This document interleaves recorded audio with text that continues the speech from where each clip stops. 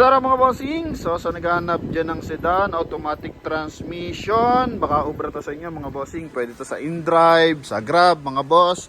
Kasi 2022 year model to mga bossing. So pwede pa tong pannegosyo.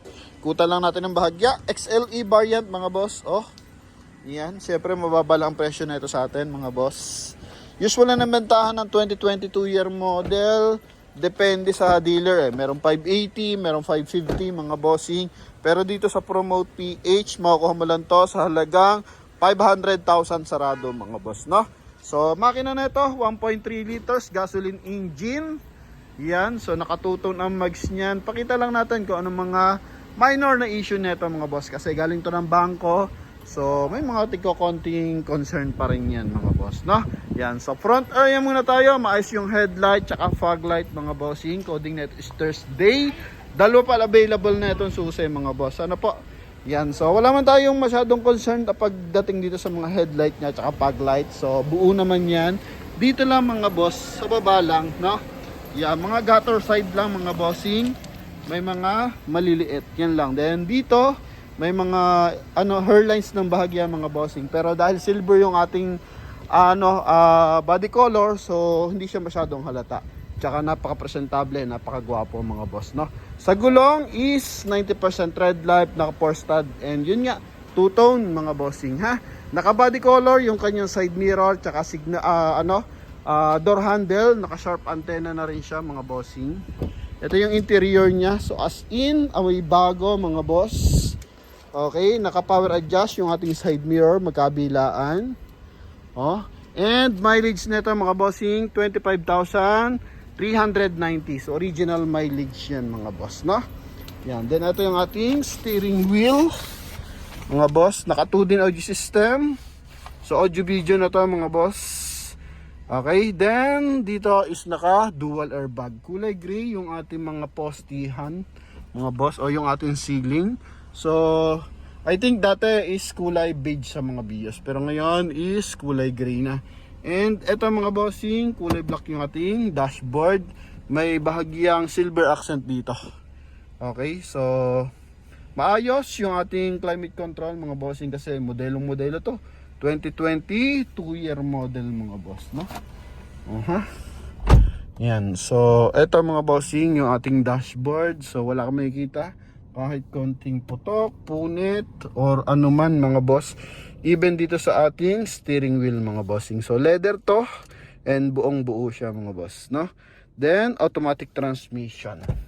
Okay, sa upuan, ano to mga bossing? So mix yan ng corduroy tsaka nylon. Yan, nakagandahan dyan mga boss. So para siya naka-racing seat na. Kaya pag upo mo, swak na swak na dito sa ating Toyota Vios. May armrest na rin siya mga boss, 12 volt socket for charging port mga bossing, ha? Yan. Ito mga minor na tong ganto mga bossing sa second hand unit. Okay. Then ito. So ito lang mga boss. Tigko-konti lang talaga mga bossing. Ano po? Yan. So ito yung ceiling niya. As in presentable, mabangong loob na ito. Sa taillight naman, so ito yung taillight natin, buo din mga boss. Yan, so walang basag yan. Ito I think nabubuksan to sa remote mga boss. Pero pag wala yung remote, so manual mo siya open dito. Okay. Yan. So tayo naman declare all issue para sa ating mga buyer na OFW. Yun mga bossing, may nagbabayad ka sa atin ng spot cash mga boss once na napanood nila yung ating video. So kaya ito transparent natin binibigyan yung ating review mga boss, no? Sa kanyang trunk compartment, ito po yung kanyang insulator. Walang issue ng baha, bangga mga boss, no? Yan, may mga konting gas-gas lang na tigko-konti lang talaga. Okay. Ito naman is yung kanyang spare tire. So yung kanyang spare tire mga boss, naka-mags na rin. Okay, 90% red light. So yung mags niya nakatutong na rin. So yun mga boss. Then ito yung ating tie wrench, tsaka yung pantanggal ng pang-adjust ng ating jack.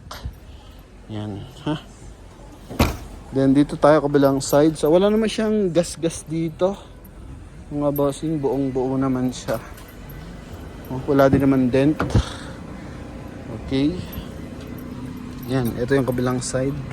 So galing to ng Toyota Financing mga boss, no? Ito, dumi lang naman siya. Ito may konti, no? Yan. Pero kalimitan dumi lang mga boss, ha? Ito lang ang meron, ito dumi lang yung dalawa.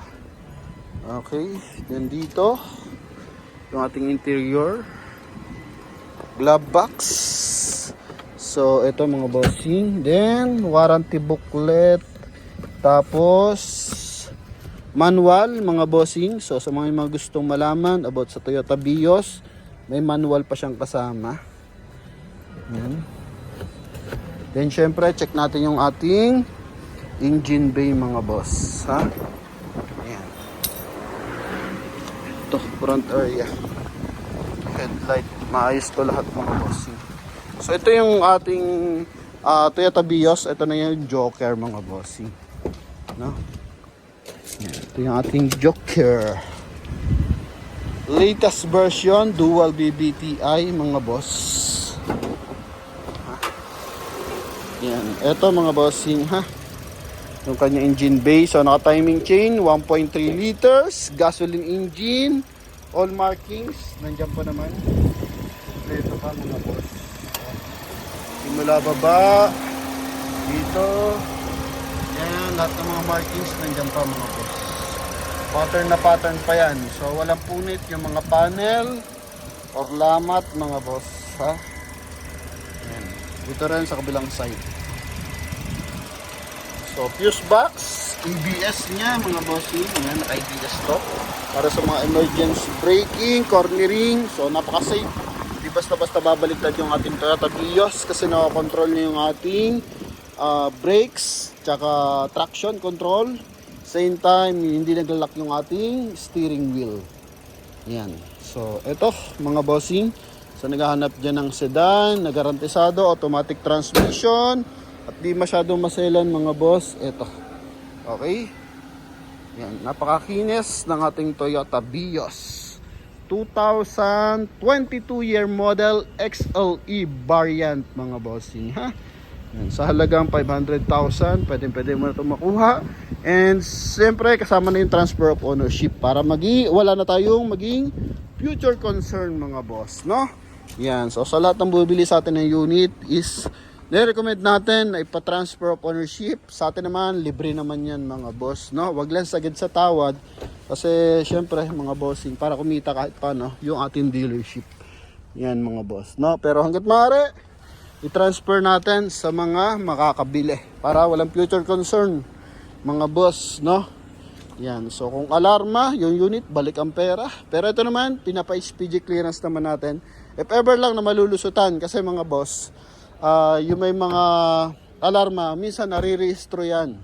Okay? Kasi dalawang pinag-checkan yan eh.